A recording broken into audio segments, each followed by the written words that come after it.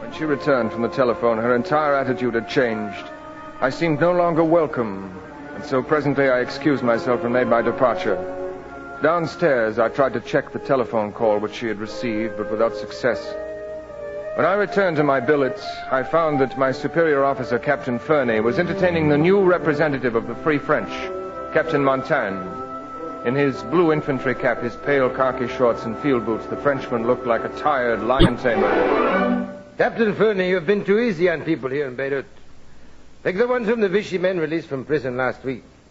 Some of them are certain to be Nazi sympathizers. But Captain Montaigne, all of them are being watched. How do these people live? Who pays their bills? For instance, take this woman, this Armand Hearn. Armand Hearn? How does she manage, huh? Apparently she has no source of income, yet she lives at the best hotel. Merrill here can answer your questions about Armand Hearn. He's been assigned to keep track of her. Well, Sergeant Merrill, what about this lady? I've been watching her ever since she was released from prison. Her actions have been above suspicion. As for her money, I suspect she has none. At least her hotel bill is unpaid. Such a woman is most dangerous in wartime. She knows too much. Every young officer wants to confide in her. Well, she seems to have no friends. Enough about Miss Hearn. I propose a toast. To France and to England. Vive l'Angleterre, huh? Without France and England, there can be no Europe. May they always be good friends. They are much more than that, mon ami. They are passionate lovers. In the clear light of day, they often quarrel. But when night settles over Europe, they cling together. Well, then, let us drink to shorter days and longer nights. Ah, mon capitaine, I drink to that. Next morning, I overslept. When I finally dropped past Miss Hearn's hotel, it was early afternoon, and she was gone. The desk clerk told me that she had left early in the morning with an overnight bag. By the end of the afternoon, I trailed her to a square where she'd been seen getting into an automobile.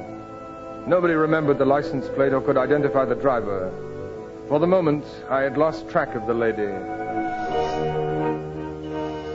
It was an all-day drive, up and up into the mountains of Lebanon. Bat Shabat was on top of a high ridge, set among scattered pines. I had been told to take a room at the only inn, a primitive place, with red tile floors and dusty, old-fashioned furniture. Sheikh Wadir had been notified of my visit, and that evening the old man arrived to pay his respects. Mademoiselle Hearn, when I heard from our friend David Knockness that you were coming, I wished to place at your disposal a house of your own. But would that, I wonder, be quite proper? I never worry about conventions. However, I'm quite comfortable here at the hotel. The proprietor is one of my own clan. I've ordered him to anticipate your every wish. If you do not care for Lebanese food, he will give you French food. And if you do not care for French food, he will serve you English dishes. Plum pudding every day. Please, not every day. I'm only part English. Oh, so... I will enjoy whatever dishes are served to me. Now, mademoiselle, you are a very beautiful woman. Do you, by any chance, speak Arabic? Not a word, I'm afraid. Oh, you must learn. There is no language that can be compared to Arabic. Will you teach me your language? Willingly, mademoiselle, if you will remain here. I will remain as long as necessary.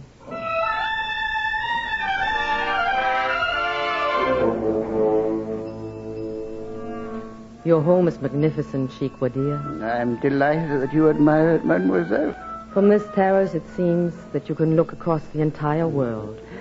Mademoiselle is very beautiful tonight. That music, where does it come from? Some of my servants are entertaining themselves. It is strange music, filled with enchantment. Mademoiselle, you have been here now for more than a week. Has it been that long? Why are you here? I feel that you have a purpose and that tonight you are ready to tell me that purpose. Perhaps. You have been quite right to delay. There's a coarseness in approaching the desire of the heart too hastily. Indeed, your courtesy is greater than mine. But then you are young. I am very old and have less time for courtesy. Why are you here, mademoiselle? Your friendship. Answered like a princess of Damascus. You already have my friendship, mademoiselle, and my devotion. What further use can I be to you? I have come to you for guns. Guns? The English need them. But, mademoiselle, I have no guns. Not enough to matter. Even a dozen machine guns make a difference now to the fighting in the desert of North Africa. So few means so much. Every gun is needed. But I thought the British had thousands of tanks and hundreds of thousands of guns. They are not enough. If I had arms, any arms, I would give them to you. Then you will turn them over? I will indeed, to the last bullet. The English will be very grateful, and you shall be well paid. Oh, I want no money in return. Only, how can this be arranged? Any way you wish. I prefer to deliver everything discreetly, and only into British hands in return for an official receipt. That is how it shall be. I will turn the guns over to an officer, a major at least, with his own men and his own transport. Consider the matter settled. And now I suppose mademoiselle will be leaving here, now that her mission is accomplished. You will forgive me? I will forgive a beautiful woman anything.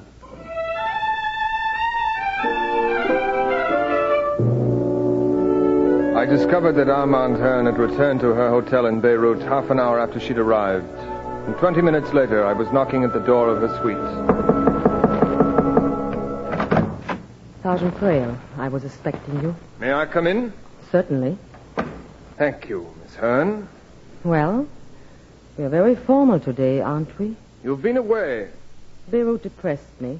It's like a cemetery. And so you decided to play hide and seek among the tombstones. Does this mean, once again, you're calling on me in your official capacity? I'd better tell you at once that we know where you've been. Took us several days to pick up your trail, but we did it. I was certain that you would. We also know about the guns you coaxed from Sheikh Wadir. What we want to know is who got them and where are they? I can give you no information without instructions. Whose instructions?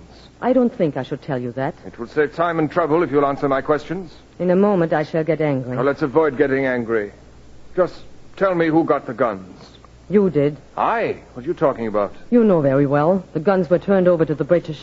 Now, that's what Sheikh Wadir says, but believe me, it isn't true. What? We didn't get them. Then who did? That's what I want to know. You're telling me the truth. This isn't some kind of trick. Wadir has turned those guns over to someone, but not us. Look here, call whoever it was hired you to do this job. See what you can find out. I don't know what you're talking about. I've been up in the mountains for a change of scene. Nothing more. Miss Hearn, Really? Must we continue to be so formal? Armand. Dion, I have never before called you by that name. My darling. I missed you every hour that you were gone. Tonight, then, you're not acting on orders? Tonight, now, I'm quite on my own. My superiors have not discovered that you're back here in Beirut. You're very different when you are on your own. I will eventually have to report that you have returned. When will that be? Later. Tonight. And meanwhile? Meanwhile, we have this evening to ourselves. Then let's make it an exciting evening. An evening to remember. Yes. An evening to remember.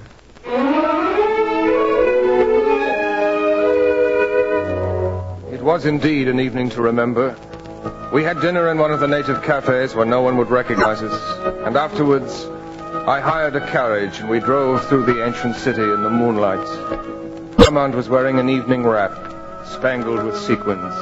Her hair was coiled like a golden helmet around her head. Her lips...